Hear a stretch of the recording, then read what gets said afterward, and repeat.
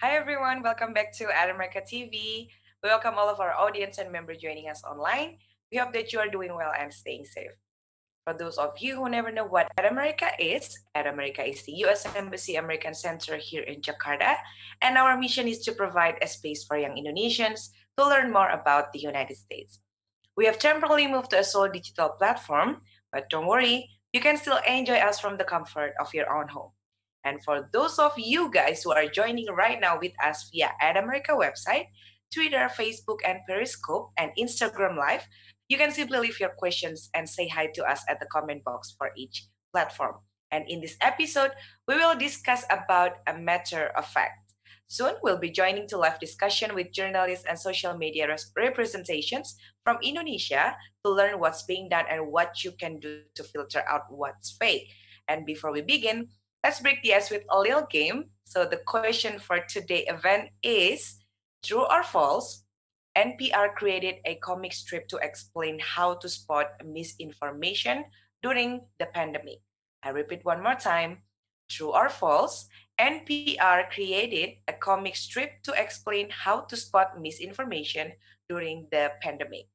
You guys can answer the question by commenting at our live for each platform of our social media.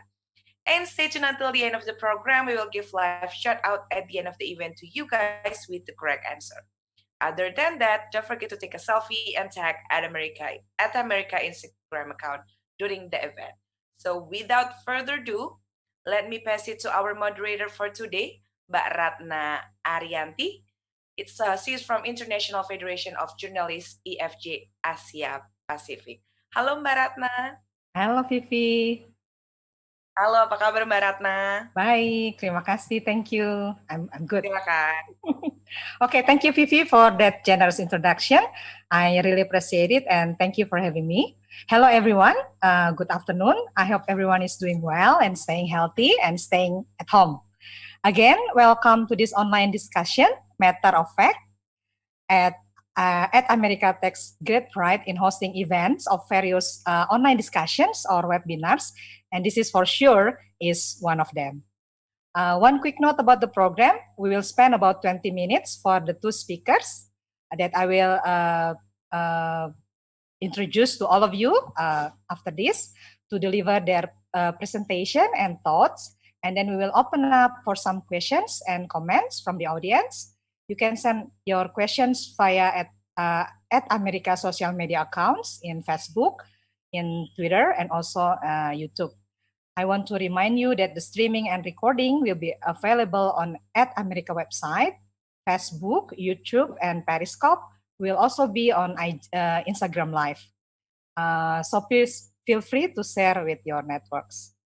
For this afternoon's online discussion, we will be examining issues that go to the very heart of our daily life, especially in the middle of the coronavirus outbreak. Since the beginning of the pandemic, I'm sure everyone has received different messages in many platforms, including social networking sites. So how many of us get the message saying that rinsing our nose with salt water will kill the virus? I saw several hands raising. I'm one of them. Or that you can protect yourself from COVID-19 by injecting, swallowing, or rubbing disinfectants onto your body or rubbing the alcohols. I still remember the spread of coronavirus conspiracy theory video across the internet. The video is filled with medical misinformation about where the virus came from and how it is transmitted.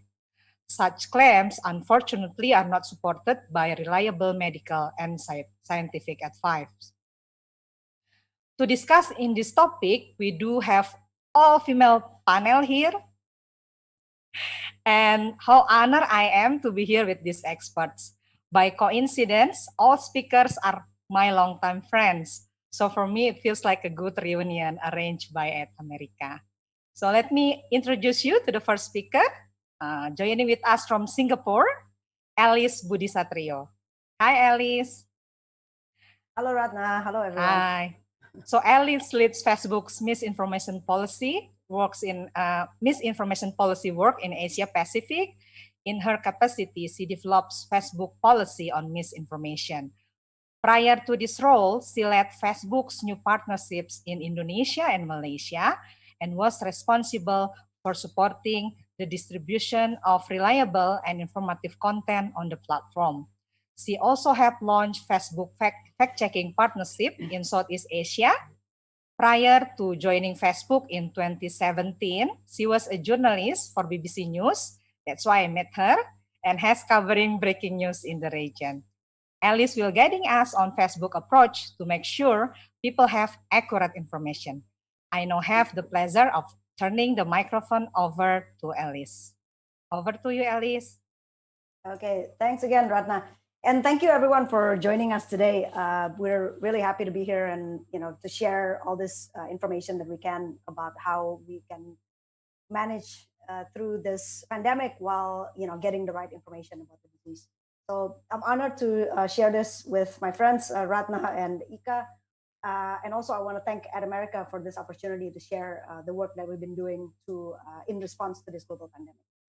Since the World Health Organization declared COVID-19 a public health emergency back in January, we at Facebook have taken a lot of steps to make sure that people have access to accurate information, to limit the spread of misinformation and other harmful content related to the disease, and also to support global health experts, governments, businesses, and communities as they go through this pandemic.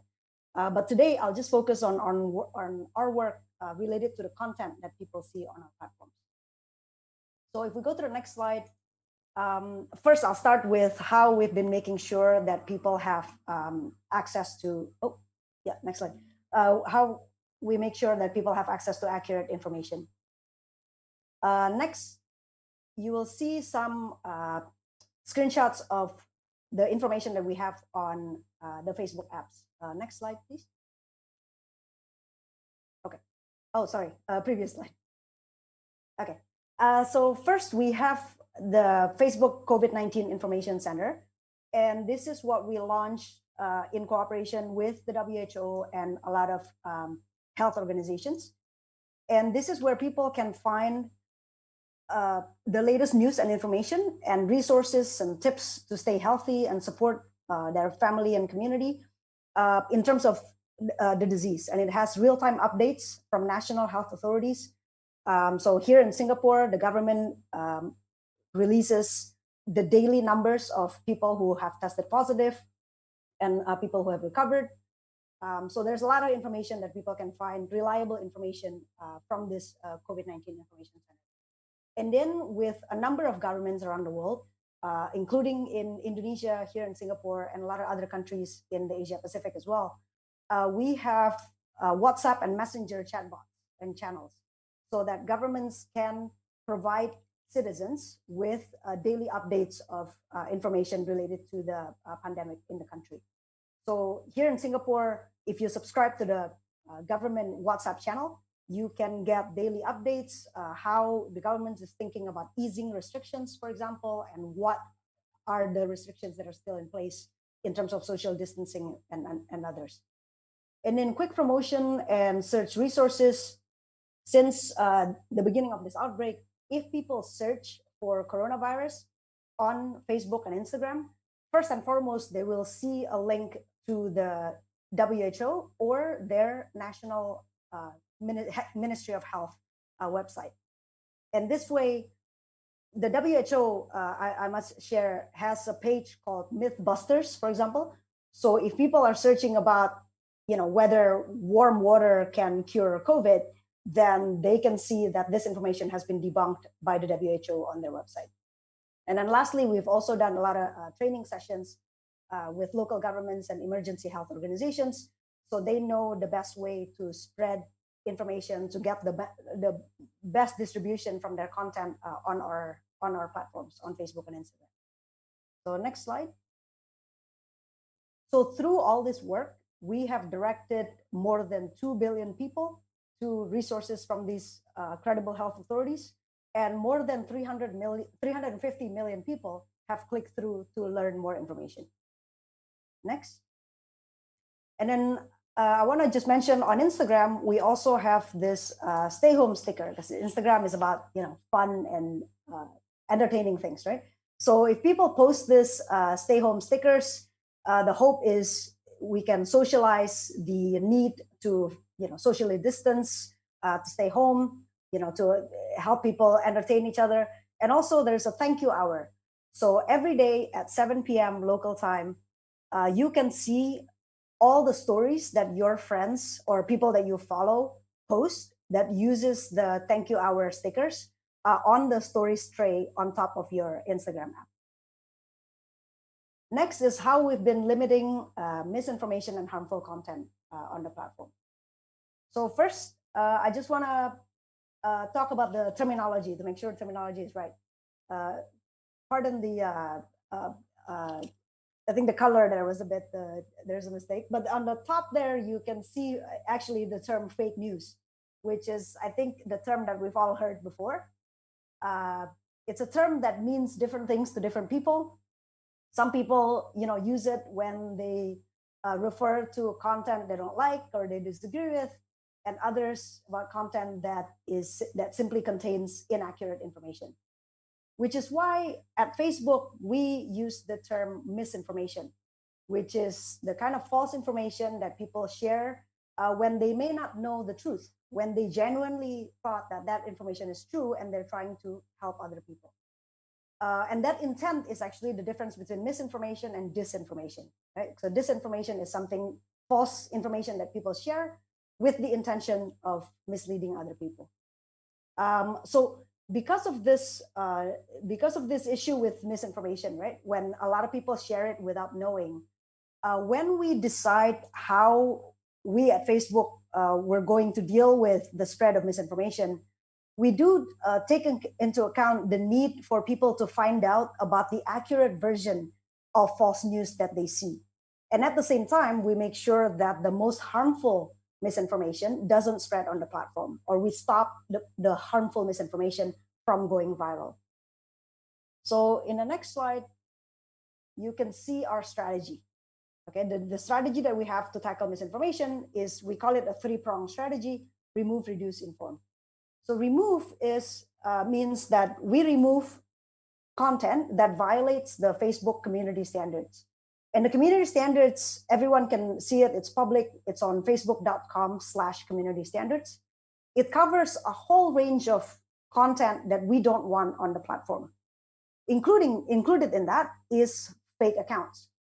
And I'm highlighting fake accounts because we know that a lot of false news is spread by people who don't use their real names or put up their real photos, show their real faces.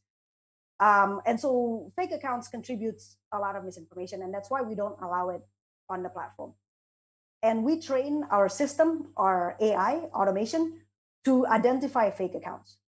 So for instance, in the first quarter of this year, we have removed 1.7 billion fake accounts from Facebook, and more than 99% of them without anyone reporting it to us, which means our system automatically detected before the account is even used.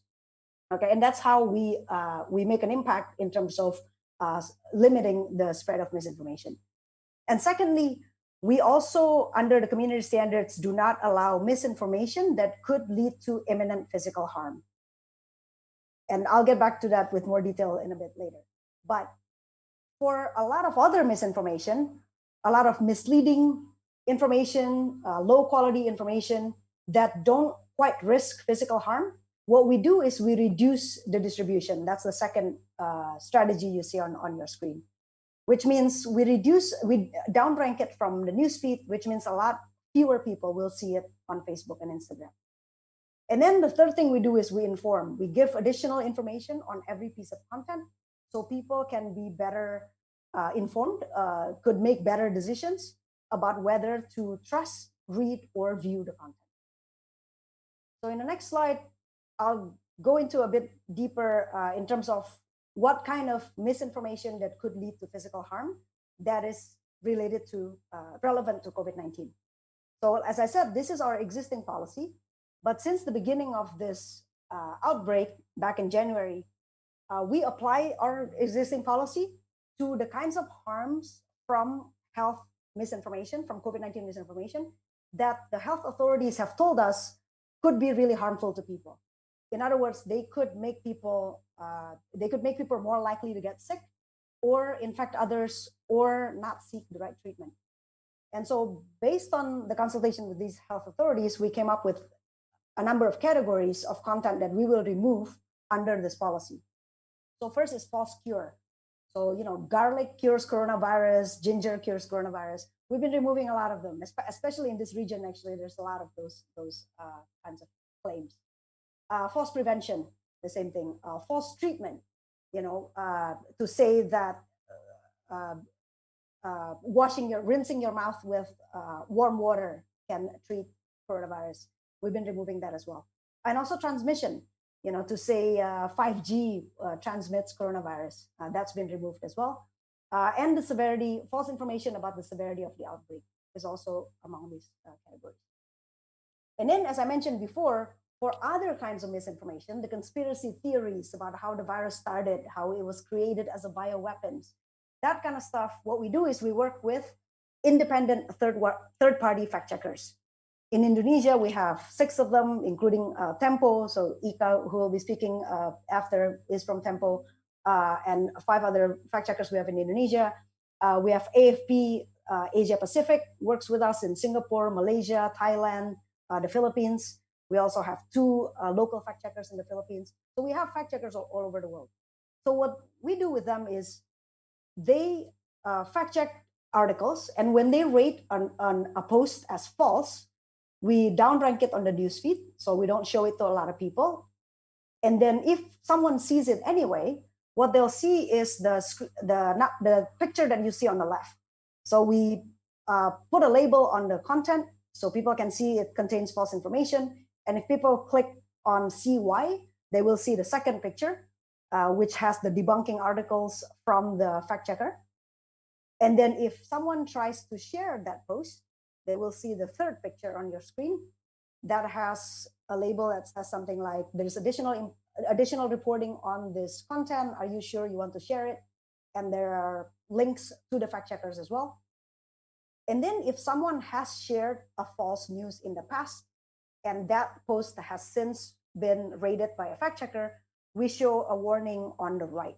And that is a notification that we give to the user to let them know that they have shared a false news in the past, and hopefully they either delete the content or tell their friends that it was false.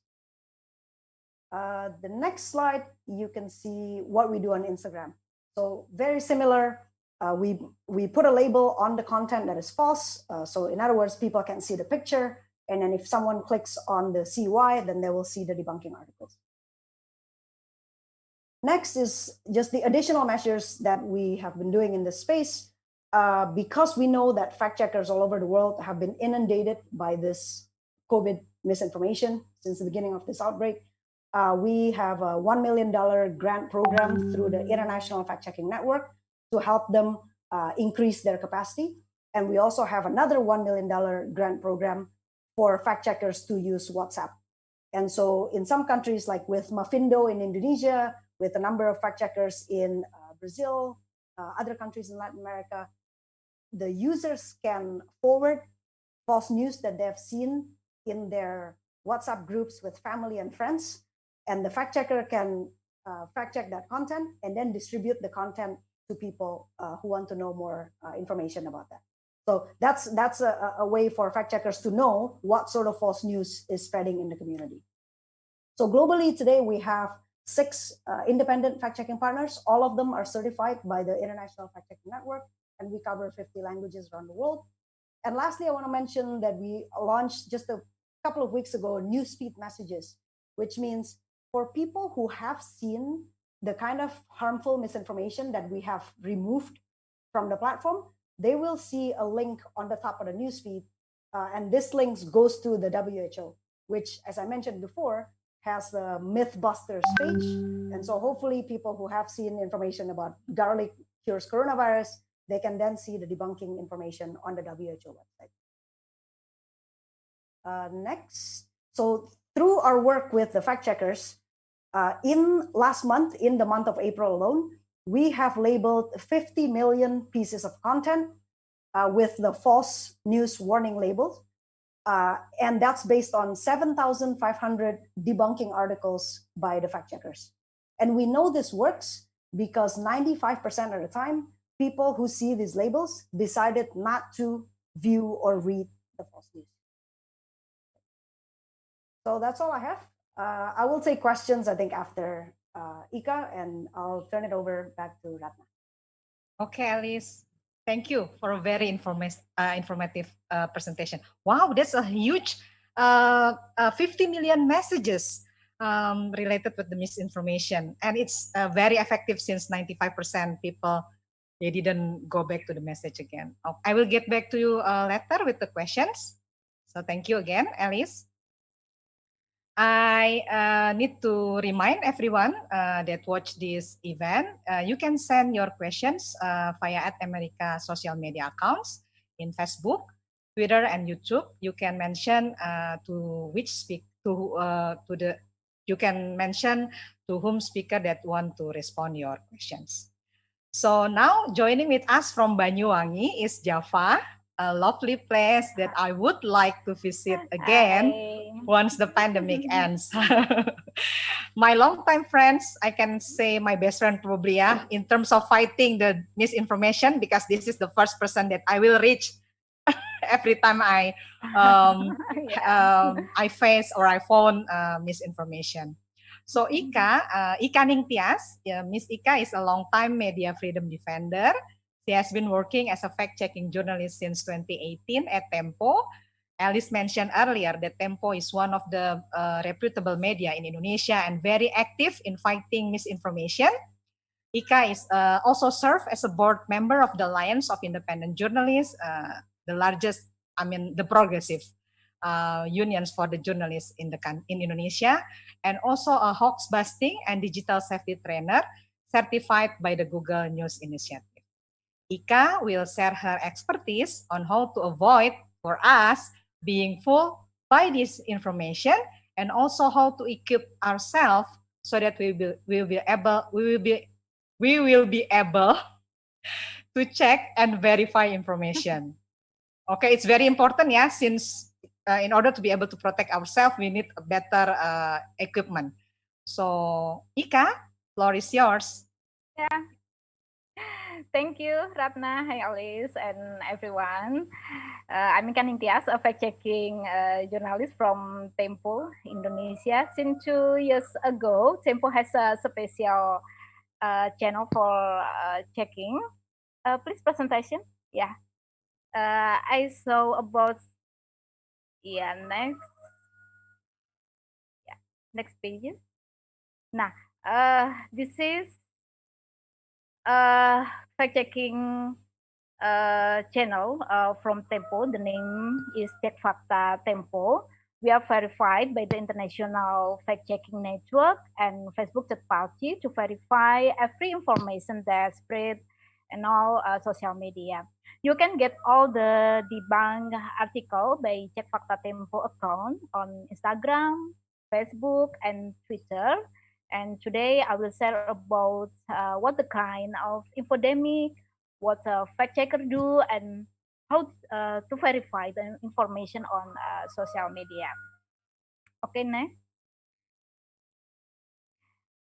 This pandemic gives a great challenge for us all, not only facing health and economic issues, but we have a huge wave of falsehood about COVID-19, especially on social media. WHO has called it as infodemic. The challenge is that not everyone can distinguish between true and false information. So the fact checker becomes the frontline guards to verify the information. During the pandemic, since January, Tempo verified more than 100 viral information circulating on the internet, but I know the number is smaller because the Ministry of Communication and Information itself has detected more than 100 misinformation in circulating on internet. Next. We found the infodemic spread on all platforms, but the most spread on Facebook, YouTube, and WhatsApp. These three platforms are indeed the most widely used in Indonesia. The number of distribution of Facebook is almost more than 60% because Tempo can more easily monitor the distribution of hoax on Facebook through a special dashboard like what Alice tell in one presentation. Well, the distribution of hoax on WhatsApp is more difficult to monitor because the conversation is more private. Okay, next. The COVID-19 misinformation has a very large scale distribution from local to global, instead from global spread to local. So we can found some false information is like garlic or onion can treat COVID-19 that was spreading in Indonesia to America and Africa. Therefore, since January, fact-checking organizations from 70 countries have joined the Global Alliance to fight the misinformation about COVID-19, coordinated by the International Fact-Checking Network. Tempo is the only member of the alliance from Indonesia. This collaboration is quite important because we know together that lies spread faster than truth. So fact-checker work cannot be alone. Until now, there are 6,000 verification articles that we have published together. Okay, in next slide. This circle show the type of COVID-19 misinformation in our Global Alliance database. You can see about how the spread, prevention, about cure, about conspiracy theory, and symptom and other type. The size indicate the number of misinformation. Besides the many false claim about healing COVID-19, another different thing is the many conspiracy theories. Maybe you remember about the claim that SARS-CoV-2 is a Chinese or American biological weapon, or Bill Gates is behind COVID-19, or the coronavirus is the result of laboratory engineering, such as the pandemic film crime. But whatever the type, information is the midst of pandemic is certainly dangerous. Health, health misinformation can make a disease outbreak worse. People who believe this false information are inclined not to protect themselves, making it difficult to deal with the plague. In next presentation, why infodemic spread faster? Because now our information flow chain, along with the development of information of technology, everyone can share any information without moderation. Social media also accelerate the exchange the messages across national borders. On the other hand, our society doesn't yet have good news literacy. Many haven't been able to distinguish how credible news or not. In pandemic condition, there are many things that we don't know about COVID-19. This condition raises concern and fear, so that any information about COVID-19 will be much in demand and read by people. Of course, the situation is easily exploited by groups with specific goal, such as seeking financial, political party, or delegitimating the role of scientists and doctors. Okay, next. Yeah, this is several tips to avoid being a fool by hoaxers. First, please check every piece of information you get. Does include the source? Is the source content the same as the narration? Second, hoaxers usually use provocative title or touch our emotional side and ask to share them. So be careful. And third, use reverse image tool on Google, Yandex, and TinA to check a photo. And four, check the video circulating. You can use a screen capture and then insert into reverse image tool. Please compare with the mainstream media or official site. Okay, next. This is the fastest way to check information for you. As example, you receive a chain message contain the claim that sold as a corona medicine. So you can type is as a keyword to a search engine like Google, and you will see several fact-checking articles from the independent media. But if you don't see it, you can do it in few hours later or the next day. The point is, when receiving information, do not easily believe it first. Don't share before you find out the truth of the information.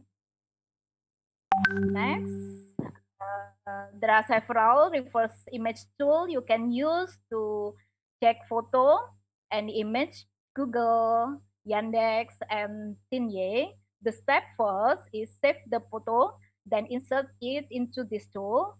It will appear whether the photo matches the narrative in circulation or not.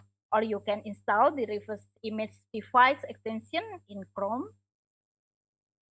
Yes, next. Or you can check in several independent fact-checking sites in Indonesia, and checkfakta.com. This is a collaboration fact-check media in Indonesia. Also, you can check in our website in checkfakta.tempo.co or in the liputan6.com or kompas.com or in the turnbackhoax.id. Is from the Mavindo. Okay, this is last for me. You can use the chatbot from IFCN. This is number, and you can check all the misinformation who spread in the world. Thank you, Ratna. It's yours. Okay, Ika, thank you so much. It's also very informative, especially those tools. Don't be scary seeing those tools. Actually very easy to use, especially the Google reverse image. That's actually one of the weapon that we can use to be able to debunk the hoax and disinformation. Okay, now we are entering the Q&A session. I have 2 questions to Alice, and then after that I will go to Ika. Yeah. Okay, Alice.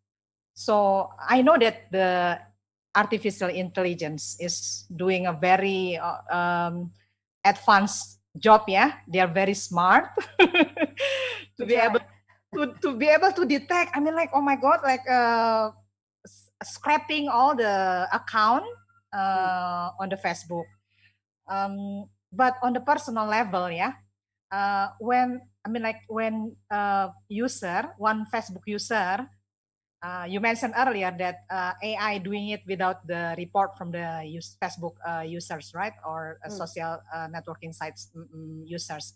But what actually the simple steps for the user if they happen to find or see the disinformation in their timeline, yeah? Probably spreading by their friends or family that connecting with them in Facebook. So that's my first question.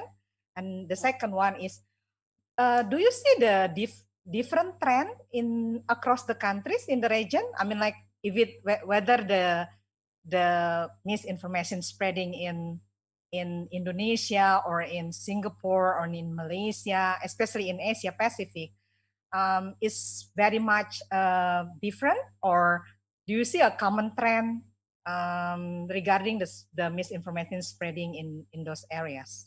So that's okay for you to solve. Okay, Alice, thank you. So I'll take the first one first. What should users do? If there's anything that you remember from anything I say today, I hope it's that please report. So any content on Facebook, you will see a 3 dot on the top right-hand corner, either on the phone or on your desktop, And from that three dot thing, there's a menu of things and that you can do with that content. So one of them is to report. So if you click report, then you will see another menu of why do you think this content should be reported. So there's all kinds of violations that basically things that violate the Facebook's community standards in that menu. So whether it's nudity, terrorism, hate speech, bullying, and false news. So false news is one of them. And so we hope that people report using the right category, first of all. So don't report false news as something else. But if you report false news that way, what it does is a couple of things. So when we say we work with fact checkers like Ika and Tempo, essentially what we do is we give fact checkers access to a special dashboard. And the dashboard is populated by potential misinformation. Because remember, Facebook doesn't know the accuracy of any content, right? So we don't know what's true and what's false. But there are a number of signals that we use to determine the likelihood of this content being misinformation. And so based on people's reports, based on comments on every post, if a post gets a lot of disbelief comments, that is taken as a signal to send to fact checkers. And then the other thing is all the reports also train our machine learning, because machine learning works by whatever data you feed into the system, right? And so the more data we feed, the more reports we get from people, then the more data we can feed into our machine learning system, and the better our system will be able to identify potential false news in the future. To your second question, trends. Yes, it's actually very, very interesting, and it could be a very long conversation to talk about all the fun, COVID hoaxes. Please, we still have plenty of time, so. There are claims that I've seen pretty much all over the world. Like for some reason, the garlic, ginger, warm water, you can gargle with warm water. That shows up like, almost like all over the world. And then there's even the flat out harmful ones like bleach. Drink bleach to cure your COVID. That's also all over the world. But then there are things like 5G. 5G is actually kind of a later addition that in terms of the categories of content that we remove. And that's because, initially back in January, February, I think there weren't that many of them. But then all of a sudden there's this almost like a movement of people saying, oh, this 5G towers is what is giving the signals that get people sick. So it's not actually a virus, it's just 5G radiation. And then it led to a number of violent protests and vandalism of 5G towers in Europe, in Australia, I believe, and some places in the US. And so because of that, and after consultations with experts and all that, then we decided, okay, this is also a dangerous thing, because if people believe that what happens is just 5G, and then if they don't live near a 5G tower, then they may have a false sense of security that they're not going to get COVID because there's no 5G in their country, for example. Right? So that's why. Oh, it's very interesting because I didn't see a lot in terms of 5G networks, probably because 5G is not happening. It's not coming here in Indonesia. It's probably different if the hoax saying that 4G towers or even 3G towers also spreading the virus. Okay, thank you, Alice. I will get back to you later with additional questions. Now I'm moving to Ika, yeah? So I know that doing fact checking every day is tiring. Yeah. I mean, like you mentioned, making us stress because every day we receive a lot of misinformation. Okay.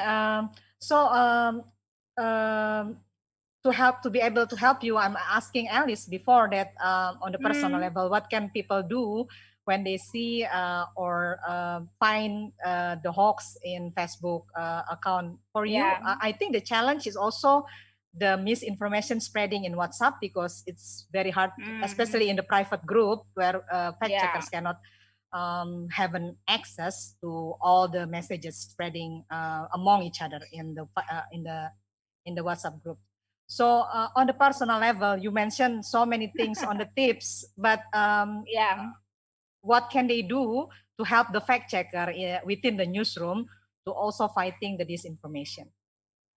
Thank you, Ratna. I think not all people have ability how to check the information.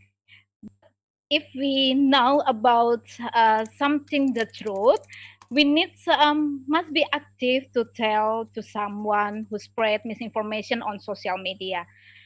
I'm sure we all have a lot of Facebook family group or a school alumni or community group on WhatsApp or Facebook. So we must speak up if there is a group member who spread information on it. As well, if we see it in Facebook, Twitter, or Instagram, we can give notice to them, maybe in the commenter column, or you can give by message like that. And I think many many way to how to give someone information about that. So we must become a fact checker uh, in every communities ourselves. But because usually when someone get a notice from me, from us, I think the hoax will stop spreading. Okay, thank you. It's Yeah. related with the question that came to us from Messianti Tobing in YouTube, yeah. Because like you know that being, I mean, like having Ika in WhatsApp group, meaning that warn that I will actually Yeah. trying to warn you not to spreading the hoax or disinformation. So for Alice, any Messianti Tobing asked any tips to nudge people to always do the fact checking before forwarding the information. Before the preparation of this event, I talked to Alice that I admire Alice's friendship with her longtime friends from the high school, because for me to be able to talk with my high school mates, probably now it's like filtering a bit, because some of them are not really easy to convince not to spread the hoax. So Alice, any tips to nudge people not to always do the fact checking before forwarding the information? Over to you, Alice. Okay. Well, when it comes to high school friends, I would just always, forward them some article from Tempo or Compass or someplace that's more credible. But in terms of how we as a company do this, I mean, our products are very much built with nudging people in mind. So that's why we have the strong warning labels on the false news itself when a fact checker rates that content as false. So again, instead of just removing the content, we only remove content that's actually harmful, as I said. But for the kind of false news that is not harmful, what we do is first we label the content, so at least people know that there's additional information on that content. But also we have those warning labels for when people try to share that piece of false news or have shared it in the past. And if you notice, the language that we use for the warning is something like, there is additional information on this content. So we try to just kind of softly encourage them to think, more critically about the content, because there has been some studies, although studies on this are obviously very challenging, and sometimes they kind of evolve and change over time.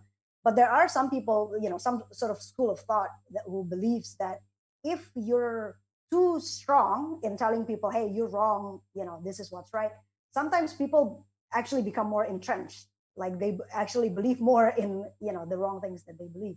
And so our approach is really a softer approach, where we try to just present people with an additional information about whatever it is that they're reading. Secondly, I think what's very, very important is digital literacy training. I think the problem of misinformation is very difficult, because if you think about it, especially for the older generation, whereby back in the days, anything that has a mass distribution would be pretty much credible media content, right? I mean, you can argue about the quality of journalism in different countries and all that stuff, but for the most part, the only kind of information that has mass distribution is information from mass media. But now anything can get big distribution, and people are just not trained to think that whatever they see on their phone or whatever they see on their computer is something they should question. So I think digital literacy training is just that. It's not necessarily to tell people what's right and what's wrong, but to get people to think that, hey, if you see something that may have a provocative headline or the source is not clear, then maybe you should try a bit more information, find out a bit more information about it. Yeah. It's usually if you see the typical of fake this misinformation, that they will have like the same pattern, right? Like sensational headline, so that you can be triggered to click or seeing, or at the end of the message you will they will ask you to share this to your network to save your lives or things like that, or share this and you will get $4.5 million from Mark Zuckerberg. That should be it. Anytime somebody offers you any money, just warning sign right there. Just don't believe it. Oh my God, for $4.5 million, it's a huge money. Okay, I get the second question. Terima kasih ya, Mbak India Marsaban. Thank you, India. So the question is on YouTube channel. What about the hate speech? We know that pandemic also, the coronavirus also triggered the racism, yeah, towards certain country. So that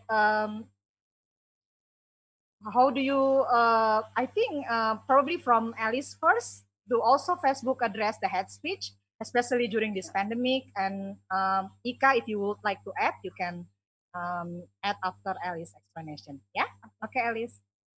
Okay, so yes, we do have, under the Facebook community standards, we do make it clear that we don't allow hate speech on the platform.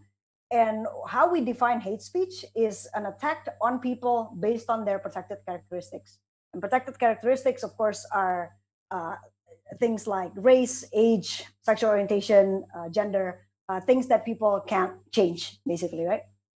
So that's an existing policy. In the context of COVID, we apply it to content that blame certain people or attack certain people, again, based on their protected characteristics. So for example, content that blames people of a certain religion or a certain race for starting the pandemic or for deliberately spreading the disease.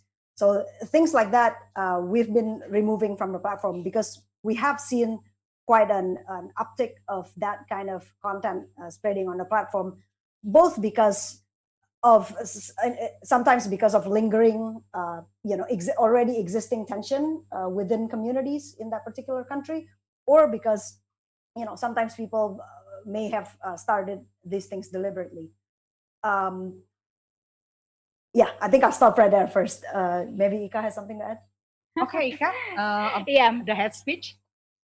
Yeah, Tempo has a policy to priority the misinformation that contain hate speech, especially in the infodemic, because we not allowed of misinformation that contain about racism, especially about the China's issue, about the religion issues, and that become a,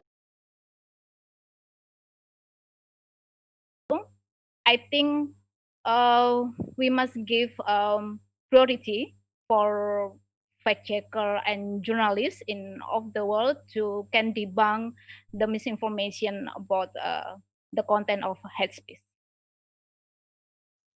Okay, because it's very scary, yeah. The hate towards It make xenophobia for other races or the ethnical in other region, and yeah, we don't know about how the big impact if we don't verify this information. Okay. Okay, so we are moving to the next question from Antonius Reynaldo. Thank you, Anton. Oh, I just assumed that I'll call him Anton. Antonius Reynaldo. He has the question and then asking from the Facebook account of @America. Okay, question for both speakers. do you think there is a difference, or it's very interesting, in how different age groups handle misinformation?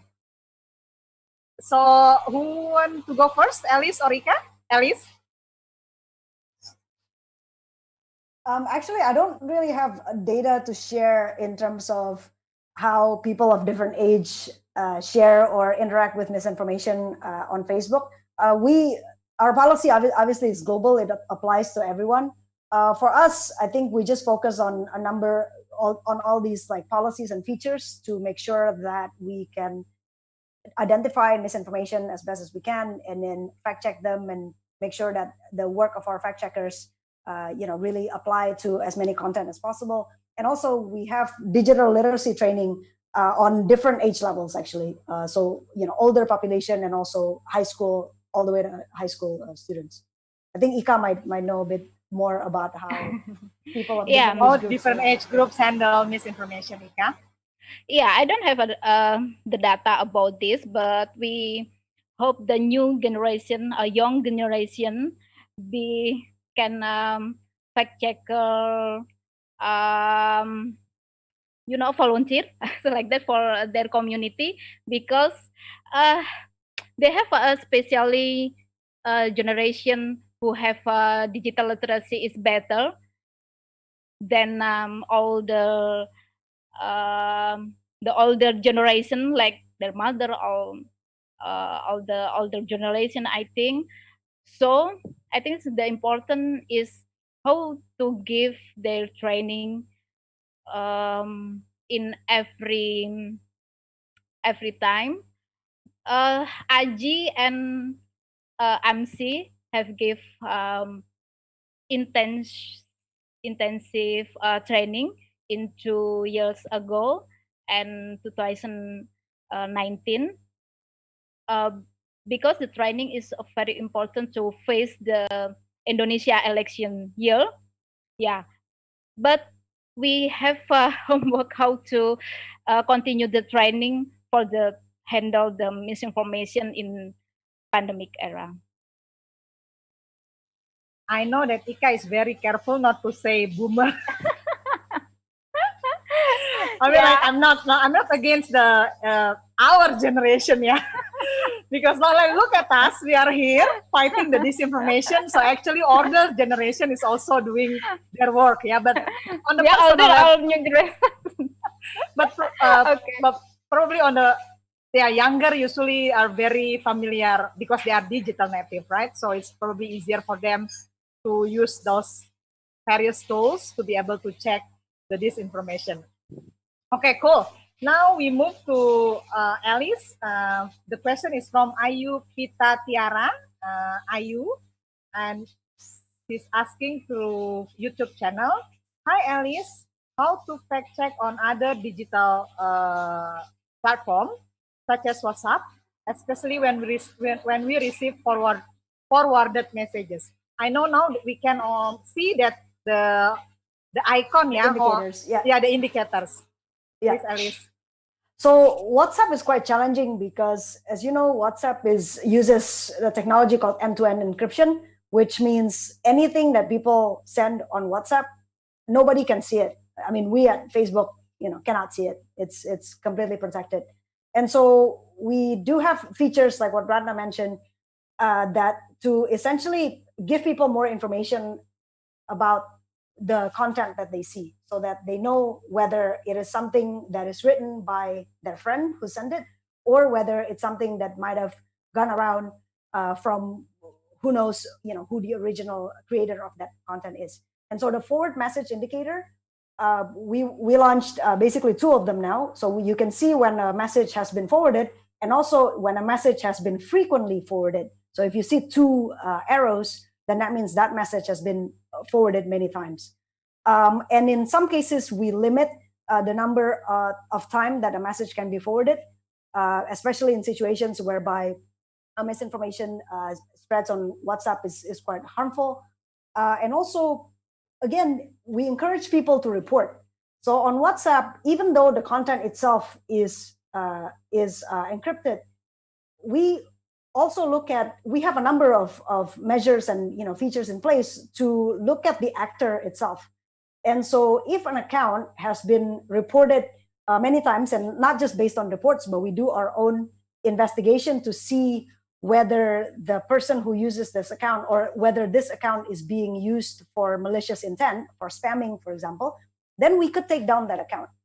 And so again, I think the message that I want to tell people is please report when you see something that shouldn't be spread on WhatsApp. And last thing I want to mention is what I already sort of mentioned earlier is in some countries, including Indonesia, we do have fact-checking channels on WhatsApp. So in Indonesia, we have Mafindo. Mafindo has a special number you can subscribe to. So when you see people in your family WhatsApp group spread something about the coronavirus being a bioweapon, all you do is forward it to Mafindo, and then Mafindo will fact check it, and then they will send you the debunking article about that claim. I'm sorry about the sound of the rain. This is what I'm afraid the most because my house is a bit open space. So hopefully you can still hear my voice. Okay. So the next questions came from Nadia Cahyadi, and then she's asking through YouTube channel as well. Probably I will go to Ika, and then Alice, if you want to add something, then we can go after Ika. What about being defensive under the banner of being precautious? So even after we nudge them, some people will still share it for cautious reasons. So, it's a bit challenging for us. So, Ika, do you have any experience on this?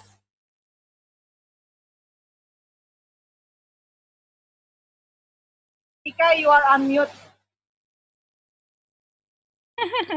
Okay, my answer is only one, is please don't stop to spread the truth.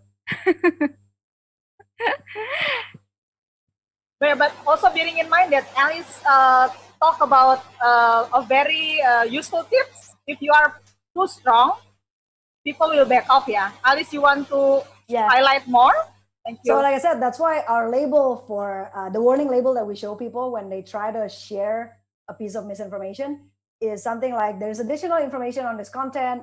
Here's the link to Tempo, to Kompas. Do you want to share anyway? And there is an option to say yes. Because, obviously we hope people will not say yes, but if we really, tell them not to share it, then there's, a whole lot of this. It's not just our fear, actually. It's based on academic research and all that, some people may actually then be entrenched and be, feel like their rights to free speech, free expression is being violated. And we don't want that either. But, basically our focus is on educating them, giving them all this information to make them, to nudge them to make better decisions. Wonderful. Okay, now I'm going back to Ika, and then before we close the session, so Ika, working as a fact checker in the stressful time like this, how do you manage to also maintain your well-being? And also, how about other fact checkers? I know that you do have networks. How do you support each other? And then maintaining well-being for the fact checker is very important since you are the frontliner. You are the one who's seeing that, and then also trying to gather information from different sources. It can be tiring. You mentioned earlier that debunking one false information can take day. Like for the whole day, you concentrate only on that thing. So how do you maintain your mental health and also well-being during this pandemic? Thank you. Yeah, thank you, Ratna. Yeah, it's a very important issue for our fact checker to keep the mental health for this pandemic. Yeah, the first I must take a holiday into days in a week because very important to break for all the misinformation about all the false information in our social media. So in the holiday, I must take my hobby like showing the film, playing with my sons, or gardening, or reading. Yes, it's very simple to how to give up our the mental health ability to keep in the pandemic. And the second, Tempo have a three fact checker, and so we have different role and have diversification to job. So in one day, uh, some from us only able to handle one or two information, and we will to ignore to our boss. And if I can to handle more than two article in a day, I think important to know about the our health condition and to say to our boss, so they very care about to keep mental healthy in this situation. Okay. So I know that talking about disinformation and misinformation cannot only be done in 1 hour, but we are getting close to the end of our time together. So a very brief takeaway from each of you before I'm handing it over to Vivi. So from Alice first, a very brief takeaway from you, and after that Ika will follow. Is that okay? Okay. Cool. So Alice, please. Okay. I think I have two takeaways that I hope everybody will remember from my presentation today. One is think before you share. So find out more information before you share anything on social media. And two, report. If you see a potential false news on your feed, report it to us. It'll help us better detect other false news on the platforms. Wonderful. Okay. Erika? Okay, everyone, please don't believe with all your information receive your in the platform. Please check and check again and share the truth to public or to audience. This is important how we can to facing the pandemic together. Thank you. Wonderful. Okay, so we need to remember that everyone is responsible for slowing the spread of the disease, yeah? And this is also the case in the fight against misinformation, mixing facts, rumors, and hoaxes. Remaining critical is very essential, especially in the current days. Be responsible before we share the news. Because what? Because every action counts. So I hope the takeaways from this afternoon session will empower every one of us to protect ourselves and others from the false information, especially our members of the family. Don't fight with them, please. Okay, so before we close the session, we need to take a photo session. So I will count up to 3. So make a good pose because it will be like share. Okay, 1, 2, 3. Excellent. Again, thank you for all speakers. Thank you, Alicia. Thank you, Ika.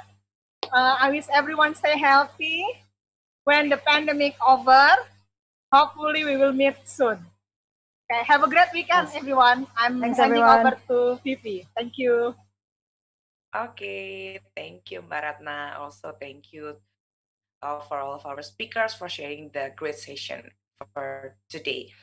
So, earlier, and you a comic strip to explain how to spot misinformation during the pandemic, and the correct answer is yes. True. The comic strip features cats talking about fake news, fact checking, and other related topic. And congratulations to Ira Trainer for answering correctly. And thank you to everyone who has participated. Don't forget to tune in next time and get a chance to get a shout out from us. And now you may be wondering, how can you develop an awesome idea for a place like this? Don't worry, you can send an event proposal to us by visiting our website at www.at@america.or.id. Select create a program and go to collaborate with us. All proposals coming to us will be reviewed, and your event might be featured here soon. And you can also subscribe to our newsletter for all of our weekly events updates that will be sent straight to your inbox. That wraps this episode. It has been fun, but unfortunately, we have to say goodbye for now. Don't forget to follow our Instagram, Twitter, and Facebook at @America for all of our events update, fun content, and so much more. And also don't forget to subscribe to our YouTube channel.